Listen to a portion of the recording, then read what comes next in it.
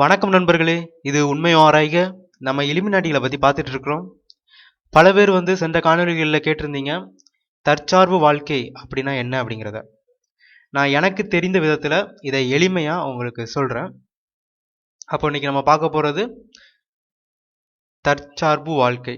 Illuminati அப்படிங்கிற அந்த அரச குடும்பம் கண்டு பயப்படுவது ஒன்றை மட்டும்தான், அதுதான் தற்சார்பு வாழ்க்கை.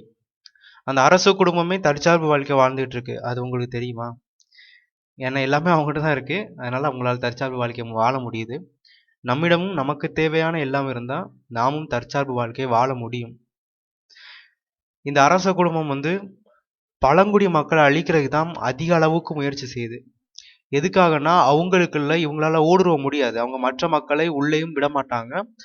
அவங்களும் தங்களுக்குள்ளேயே நிறைவடைந்து காணப்படுவாங்க. அவங்க வெளியே எதுவும் தேடுறது இல்லை. அந்த மாதிரி மக்கள் தான் இலுமினாட்டிகளின் கையிலிருந்து தப்பிச்சு இன்னும் சிறப்பாக வாழ்ந்துட்டு இருக்காங்க. ஆனால் இப்போ அரச குடும்பத்தால் ஆயுதங்கள் பயன்படுத்தப்பட்டு அந்த மாதிரி இனக்குழுக்கள் ஒழிக்கப்படுது.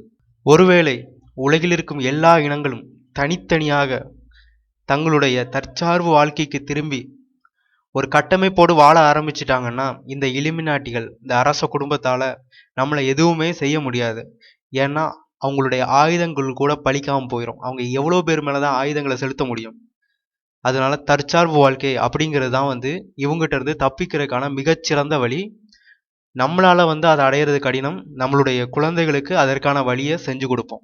என்னால் இயன்ற வரை தற்சார்பு வாழ்க்கைனா என்ன அப்படிங்கிறத உங்களுக்கு விளக்க முயற்சி பண்ணுறேன். மிக எளிதாக சொல்கிறேன். இப்போ ஒரு உலகப்போர் ஆரம்பிச்சிருச்சு அப்படின்னு நினச்சிக்கோங்க.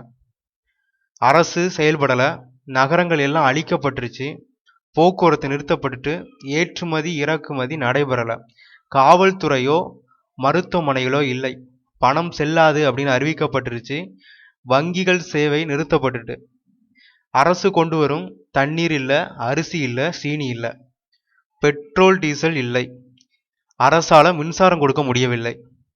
இப்போ இப்படி எதுவுமே இல்லை. அந்த நேரத்தில் உங்களால் மகிழ்ச்சியாக தன்னிறைவோடு வாழ முடியும்னா அது பேர் தான் தற்சார்பு வாழ்க்கை. இப்படி மகிழ்ச்சியாகவும் நிறைவாகவும் தன்னிறைவோடு வாழ்வதற்கு தேவையானவை என்னதெல்லாம் அப்படின்னு பட்டியலிடுங்க. பட்டியலிட்டுட்டு அதெல்லாம் உங்கள் குழந்தைகளுக்கு கிடைக்குதான்னு உறுதி செய்யுங்க. உங்கள் குழந்தைகளுக்கும் இதை பற்றி சொல்லு, அது பக்கமாக திருப்புங்க. ஒரு சந்ததியில் நிச்சயமாக நமக்கு எல்லாம் கிடைக்கும். அதை நோக்கி ஒரு மாறாத திட்டத்தை வகுங்க.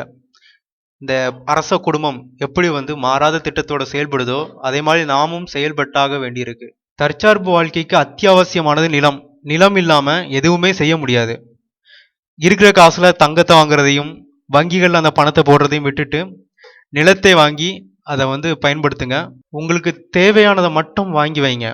தேவையில்லாமல் அடுத்தவங்களோடதையும் சேர்த்து நீங்கள் வாங்கி வைக்காதீங்க.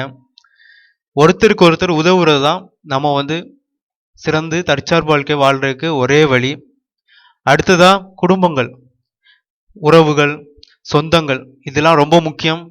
இதெல்லாம் ஒழிக்கிறதுக்கு தான் இலுமினாட்டிகள் மக்கள் தொகை பெருகிடுச்சு அப்படின்னு கட்டுக்கதையை பரப்பி விட்டு உங்களுக்கு ஒரு குழந்தை போதும் அப்படின்னு சொன்னு நம்ம குழந்தைகளுக்கு சொந்தம் இல்லாமல் ஆக்கிட்டு இருக்காங்க.